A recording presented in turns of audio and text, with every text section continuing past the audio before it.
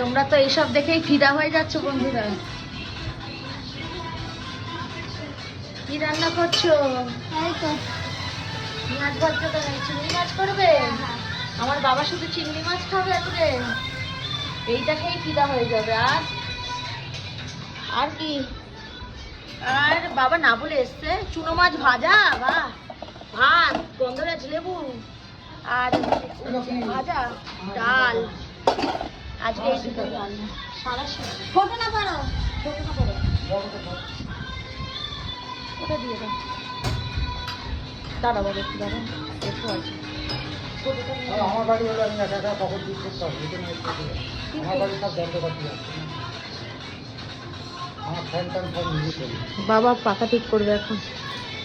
আর এই পাগলি বদমাস কি করবে জানি না, রান্না হয়ে গেলে তোমাদের বলবো।